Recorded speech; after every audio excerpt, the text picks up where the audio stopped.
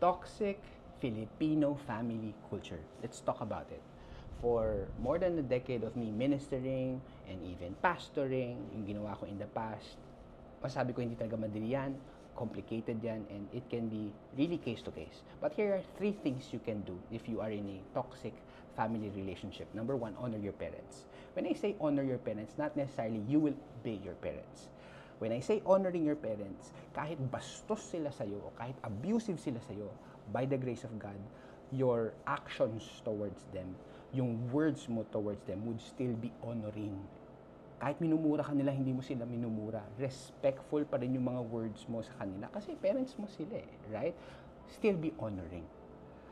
Number 2 is have healthy boundaries.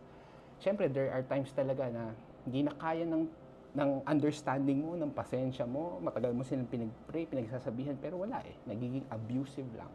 Then, it's okay to have healthy relationships. If kailangan na dumistansya ka, then do it for your peace, for your sanity, for your mental health, especially kung naapektuhan na yung pamilya mo, yung immediate family mo and anak mo. Do it. Hopefully temporarily, sana maayos din kasi gusto natin maayos din lahat yan eh, kasi pamilya mo yan. Pero it's okay to say no and healthy boundaries. And lastly, number 3, heal and break the chain. Masakit pagka nasa toxic family ka. I hope that you receive healing from the Lord. Si God naman, He is close to the broken-hearted. Kaya niyang kuhanin lahat ng bigat ng pinagdadaanan mo. He can give you the grace to forgive. I-let go mo na yan.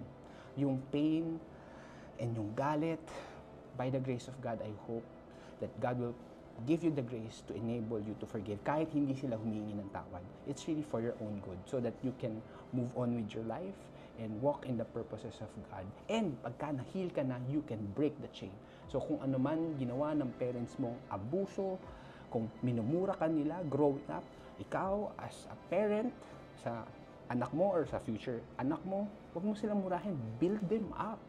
Kung yung parents mo, inabandon ka, nineglect ka, be a parent who is present. You can break the chain. Hindi imposible yan. So, yun yung 3 things. Ito pa yung bonus. Kung may problema kayo sa family matters, huwag nyo nang i-social media. Huwag nyo nang kalat sa mga marites.